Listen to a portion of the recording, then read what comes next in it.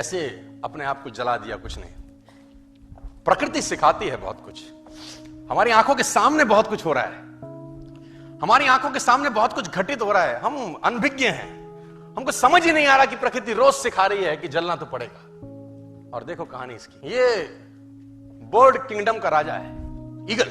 प्रकृति रोज सिखाती है कि if you want to become eagle तो आपको जलना पड़ेगा। 70 साल औसतन उम्र होती है, 70 साल ईगल का उम्र होता है सर। लेकिन इसकी कहानी का ट्विस्ट क्या है, और वो ये है कि 40 साल जब ये हो जाता है तो इसकी जो चोंच है ये बेंड हो जाती है, आगे से सॉफ्ट हो जाती है, शिकार नहीं कर पाता।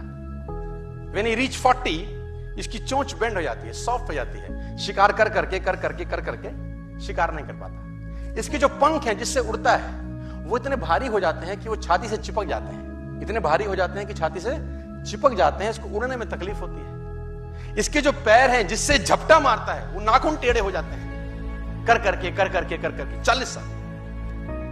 अब इसके पास चॉइस है कि 40 साल के बाद मर जाए, क्योंकि उड़ सकता नहीं है, शिकार कर नहीं सकता, पंख भारी हो गए, उड़ना दिक्कत, शिकार पकड़ नहीं सकता क्योंकि पैर के नाखून खराब हो गए, और पकड़ भी ले तो चोंच से उसको मार नहीं सकता। अब इसके पास चॉइस है 40 साल में क्या वो मर जाए। लेकिन मैं आपको बताना चाहूंगा, प्रकृति सिखाती है कि ईगल ऐसा नहीं करता। 40 साल की उम्र में ईगल अपने एरिया की सबसे ऊंची चोटी पर चला जाता है और जो चोंच है उसको सामने वाले पत्थर पे मारना चालू करता है। जब चोंच पत्थर पे मारी जाती है तो पीड़ा होती होगी, और वो पीड़ा सहता है, मार मार के पत्थर पे मार के खून निकलता है, लहूलुहान हो जाता है, दर्द से मर रहा होता है, लेकिन मारता रहता है और चोंच को तोड़ देता है। इसलिए तोड़ता है कि प्रकृति नहीं देगी, लेकिन वो जो तोड़ने का प्रोसेस है वो पीड़ादायक है।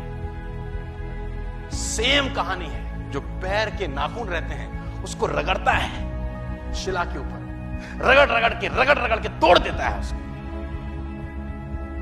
कितना पेनफुल रहता है। लेकिन हर ईगल की जिंदगी में ऐसा दिन आता है 40 साल, जैसे ही चोंच निकलती है कहानी यहां खत्म नहीं होती, नई चोंच आती है, फिर वो उस चोंच से अपने परों को तोड़ता है, अपने जिस्म से अपने ही पर उखाड़ता है, क्योंकि वो पर उसके उड़ने के लायक नहीं रहे। भयंकर पीड़ा होती होगी, भयंकर। लेकिन इस प्रोसेस से हर ईगल गुजरता है अपनी जिंदगी में से। और 40 साल के इस प्रोसेस में 6 महीने के बाद वो एक नया ईगल होके 30 साल और जीता है, 30 साल और जीता है सर। तो आहुति तो देनी पड़ेगी।